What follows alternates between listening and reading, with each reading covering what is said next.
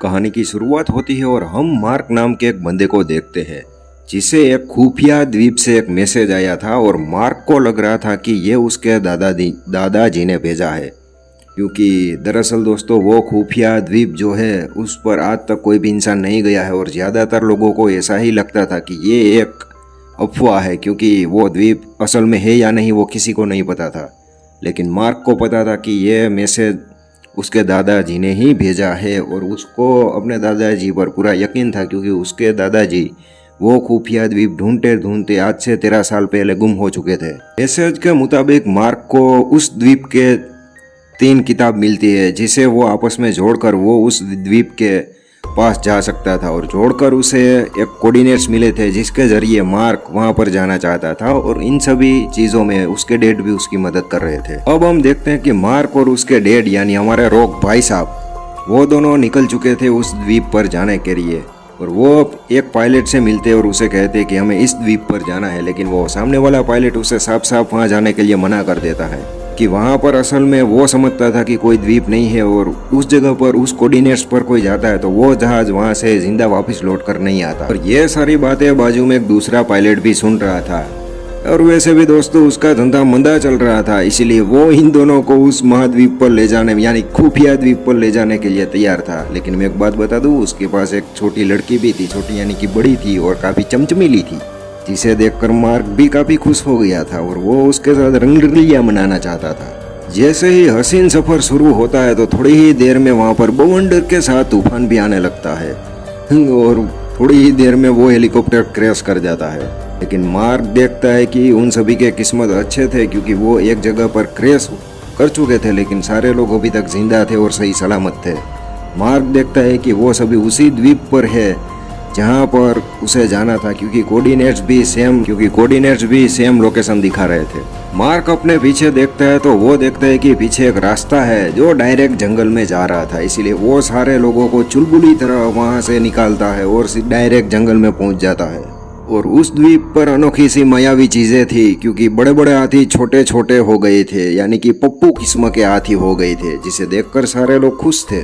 Mark भी काफी excited था क्योंकि उसे अपने दादाजी को ढूंढना था।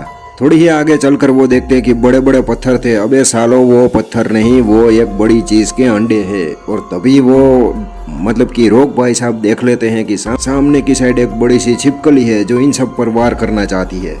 रॉक सभी को कहता है कि सालों हमें यहाँ से जिंदा निकलना है तो चुपचाप आगे बढ़ो, लेकिन तभी वो पायलट भी उसके साथ था, वो एक अंडे में क्रैश कर जाता है, नीचे गिर जाता है और वहाँ भी एक छिपकली का बच्चा इतना बड़ा था जो पल भर में इसको खत्म कर सकता था। लेकिन उसकी किस्मत अच्छी थी, इसीलिए वो उस अंडे से बाहर निकल जाता है। लेकिन अभी तक वो लिजार्ड भी जाग चुका था और इन सभी को मारने के लिए उसके पीछे दौड़ रहा था, क्योंकि उसका भी मगज गर्म हो गया था, क्योंकि इन सारे लोगों ने उसका एक अंडा तोड़ दिया था। सारे लोग आगे भागते जा रहे थे, लेकिन एक जगह पर वो सारे लोग रुक जाते हैं, क्योंकि रॉक को पता था कि उसे मैं एक छोटी सी मसाल दिखाऊंगा तो वो लिजार्ड भाग जाएगा, लेकिन वो लिजार्ड उसकी मसाल पल भर में वहां पर तोड़ देता है। अभी रॉक के पास और कोई रास्ता नहीं था, इसलिए वो छोटे बच्चे की तरह उसे एक मुक्का मारता है। लेकिन दोस्तों तभी कुछ बड़े से पेड़ के लकड़े वहां पर उस लिजार्ड के ऊपर गिर जाते हैं और वो लिजार्ड बेहोश हो जाता है। सारे लोग देखते हैं कि मार्क के दादाजी आ चुके हैं और पूरी हीरोपंती स्टाइल में उसने लिजार्ड को वहीं के वहीं ढेर कर दिया है। दादाजी सारे लोगों को अपनी आलीशान झोपड़ी में ले जाते हैं, जहाँ पर ये सब चाय पीते हैं और फ्रेश होते हैं। वैसे मार्क उस हेलीकॉप्टर के ड्राइवर की लड़की के ऊपर फिदा हो चुका था, जो बात रॉक को अच्छे से पता थी। इसलिए रॉक अपने बेटे को कहता है कि बेटा लड़की के चक्कर से हमेशा दूर रहना चाहिए, क्योंकि वहां पर बर्बादी के अलावा और कुछ भी नहीं मिलता। लेकिन मार्क रॉक को कहता है कि छोड़िए ना डैड, हमें तो सिर्फ मौज और मजा ही लेना है। लेकिन दोस्तों दूसरी ओर उसके दादाजी मतलब कि मार्क के दादाजी सारे लोगों को एक अद्भुत चीज दिखाना चाहते थे, इसलिए वो उन सारे लोगों को अपने साथ आगे की ओर बढ़ाते चल रहे थे। क्योंकि उस महाद्वीप पर मार्क के दादाजी ने एटलांटिस का एक बहुत बड़ा मतलब कि सोने का गांव ढूंढा हुआ था, जिसे वो इन सारे लोगों को दिखाना चाहता था। लेकिन रॉक देखते हैं कि आजू बाजू की दीवार में और नीचे से पानी आ रहा है, इसीलिए उसे अच्छे से पता था और वो सारे लोगों को कहता है कि 3 दिनों के अंदर ये द्वीप समुद्र में समा जाएगा, इसलिए हमें यहाँ से निकलना ही होगा। लेकिन मार्क के दादाजी कहते हैं कि नो टेंशन, क्योंकि एटलांटिस ने अपनी एक सबमरीन है जो इसी महाद्वीप के नीचे छुपाई है। लेकिन दोस्तों दिक्कत की बात यह थी कि वो ये साले बुड्ढे को भी नहीं पता था कि उसने आखिर सबमरीन किस लोकेशन पर छुपाई है। तभी उस लौंडी लपाटी लड़की को नीचे एक होल दिखाई देता है और लड़की उसमें जाती है इस उम्मीद में कि वहां पर उसे कुछ मिल जाएगा, और वहां पर उसे एक किताब मिलती है जिसे लेकर लड़की वापस ऊपर की ओर आती है। पर दोस्तों मैं धन्यवाद देता हूँ इस मूवी बनाने वालों को, क्योंकि स्क्रिप्ट के मुताबिक उस लड़की को उस सबमरीन तक पहुंचने की लोकेशन मिल चुकी थी, यानी कि उसी किताब में थी कि सबमरीन कहाँ छुपाई गई है। इसलिए सारे लोग उस लोकेशन पर जाने के लिए निकल चुके थे। सारे लोग धीरे धीरे चल रहे थे, इसलिए रॉक काफी गुस्सा हो गया था और वो उस बूढ़े को कहता है कि साले बूढ़े जल्दी चल, वरना हम सभी के यहीं के यहीं दफन हो जाएंगे या फिर डूब जाएंगे। उस महाद्वीप पर कुछ मधुमक्खियां थी जो इन सारे लोगों की मदद करती है। अब वो मदद क्यों या इन सारे लोगों ने उस पर कोई जादू टोना कर दी है वो मुझे नहीं पता, लेकिन मदद करती है, आप ये मान लो। थोड़ी आगे चलकर उस लड़की का बैलेंस बिगड़ जाता है और वो वहां से नीचे गिर रही होती है। तभी मार्क वहां पर जाता है और छुपन छुपाई छुमंतर की तरह उस लड़की को अपनी बीन पर यानी कि उस मधुमक्खी पर ले चलता है, जिसे देखकर लड़की भी काफी इंप्रेस हो चुकी थी आप बखा बखी में। थोड़ा आगे चलकर मधुमक्खियां भी इन सारे लोगों को कहते हैं कि सालो हम थक चुके हैं, इसलिए यहाँ पर उतर जाओ, हमें जाना है वापिस। इसलिए सारे लोग उतर जाते हैं, लेकिन अभी तक मार्क के पैर पर चोट लग चुकी थी क्योंकि लड़की उसकी के पैर के ऊपर ही गिरी थी। रात हो गई थी, इसलिए सारे लोग डिसाइड करते हैं कि आज की रात हम यहीं पे रुकेंगे। लेकिन अगली सुबह उसकी आंखें खुलती और वो देखते हैं कि पानी का लेवल साला बढ़ रहा है और टापू जल्दी ही नीचे धंस जाएगा समुद्र में। तो रॉक अपना हिसाब किताब कैलकुलेशन लगा के सारों लोगों को कहते हैं कि हमारे पास 2 घंटे है यहाँ से निकलने के लिए, हो बाबू लोग। थोड़ी आगे चलकर रॉक और उसका बेटा और सारे लोग एक टापू पर पहुंच गए थे, यानी कि वो टापू पर ही थे लेकिन टापू के अगले हिस्से पर, जहाँ पर रॉक कहता है कि इसी समुद्र के नीचे कहीं सबमरीन छुपी हुई है, इसलिए हमें नीचे जाकर उसे ढूंढना होगा।